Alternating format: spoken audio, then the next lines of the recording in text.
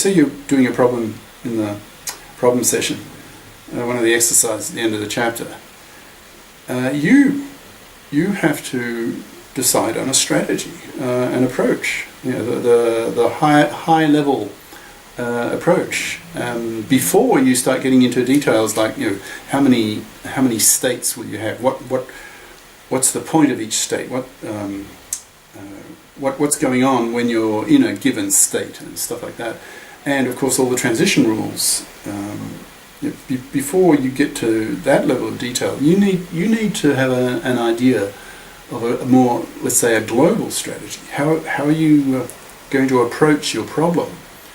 And then once you're fairly clear in your mind about the global strategy, the high level strategy, then you go to details, divide and conquer, right? That kind of approach. So what you'll see here now is a sort of hand-wavy, a bit vague, but a global strategy. How would you go about seeing if a sequence of zeros had that the number of zeros in that sequence was a power of 2? How would you do that? Right? So if you're a programmer, this kind of thinking you're probably used to, because when you sit down to a program in, I don't know, C, C++ or whatever, you need to do this. So designing a Turing machine is somewhat similar. Eventually when you write out all the transition rules, well, that's a program, sort of. You'll work top down. You'll start with a global strategy and then refine it into more and more details, and you'll find this particular fringe case is missing, and I'll probably need another state that I can transition into to take care of this particular fringe case, and whatever. So, details that come later. All right, so global strategy.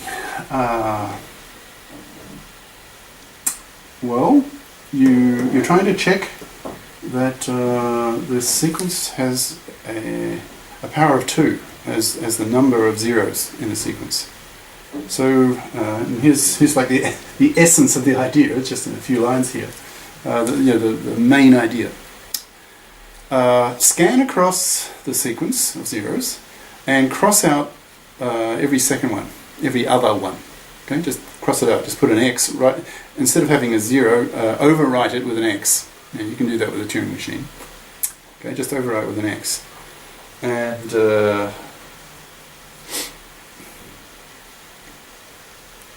I think you at the same time you're counting. Well, not exactly counting. You're keeping track of. It's not the same thing. Whether the number of ones that you've seen, in other words, crossed off, is that the same thing? No. Well, see, this is where you get into details. Well, let's say it's the number that you've seen as you're scanning across, and you get to the end, and you know when you're at the end because you get a blank. Right? That's the end of your sequence of zeros.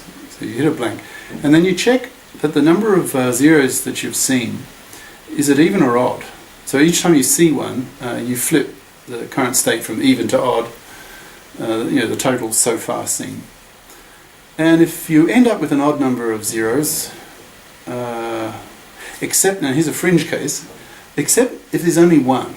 If your sequence only has one symbol in it, 0, well, that's okay. That would correspond to n being 0. Okay, so 2 to the n is 1, so you only have 1 0 in your sequence, in your string. That's okay. So you would accept in that case. But in any other case, if you end up having seen an odd number of zeros, then there's no way, because it's odd, there's no way that can be, the number of zeros in your sequence can be a power of 2. Because 2 to the 1 or 2 to the 2, whatever, they're all even numbers. Okay? So reject, right? Okay, so you've reached, imagine you've scanned across the first time, you've been crossing out every even zero, and you reach the end, and the number of zeros you've seen is even. So it's okay. Well, scan back, sorry, don't scan back, just move back, right back to the very left-hand end again. And now do the same. So just you're now in a kind of loop. So cross out every second zero that you see, ignoring the x's that are already there from previous loops. Okay. So each second zero that you see, cross out. And again, when you hit the right end, is the number of zeros you've seen odd? Well, if it is, reject, because there's no way that can be a power of 2. But assume it's even. Well, then you just keep going through it, and eventually there won't be any zeros left. And if there's the number of zeros you've seen in the last loop, if it's still even, well, and there are no more zeros, I guess you need to check for that. You see lots of details, right? That's typical of Turing machine design and ordinary programming. I mean, if you're a programmer, you'll be ultimately you'll be totally familiar with what I'm saying, these issues, and you can probably see. What's interesting is that how programming as a profession now. I mean, there's zillions of guys who earn their living from programming, but you can see how it came out. You can see how people were fascinated by the prospect of actually engineering the vision that Turing had with these Turing machines. Once you start playing around with programming, in a sense, writing the transition functions for Turing machines, you really get an appreciation on what programming is all about, and all its challenges, and fringe cases, and the global vision, the global strategy, and then the details, and you break the problem down, and blah blah. That's all very familiar today amongst programmers. As was when I was waging a computer science professor. I've programmed a lot, so dealing with Turing machine type problems is very familiar, and I dare say to a lot of you as well. Right. Okay. So. Well, I've said that in words now. You can read this. Now, how far have I got to? I think I got to here. Yeah. Well, I said in words what's been written here. So, this is a video, so you can always freeze and just read it over again. Okay. All right.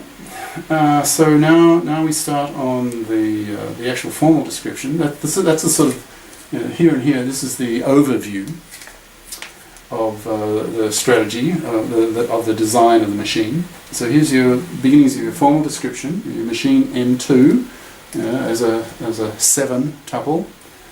So you're quite familiar with this kind of thing. Oh, by the way, I've shortened. This is me, not Sipser.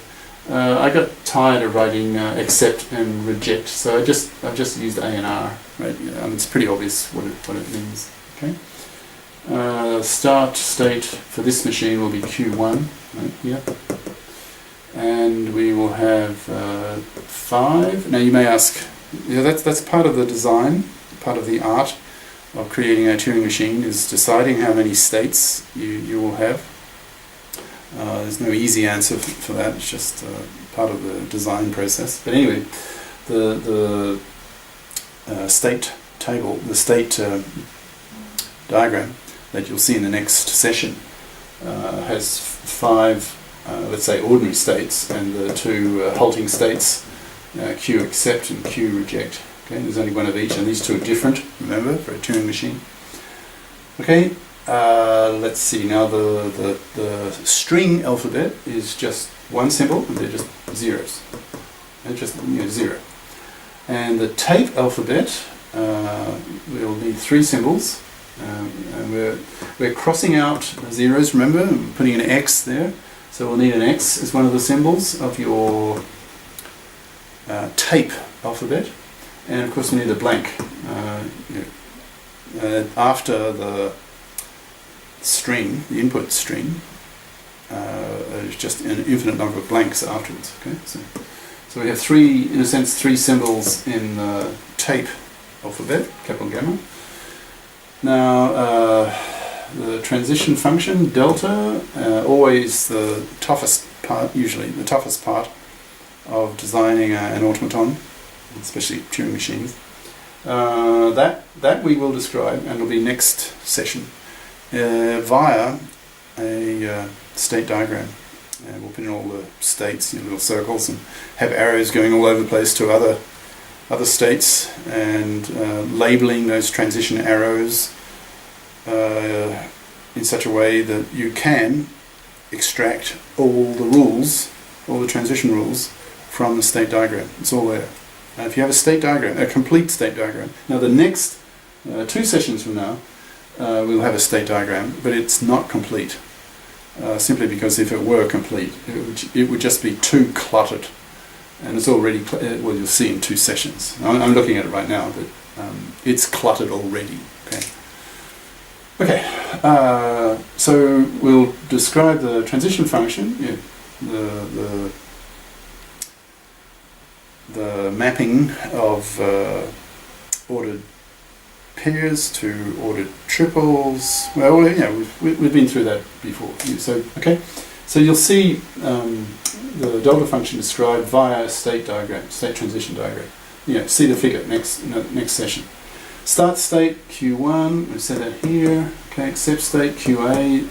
Remember that's me saying that. If you go to the text, it'll be Q accept, all fully written out, which is rather tedious. And the reject state, QR.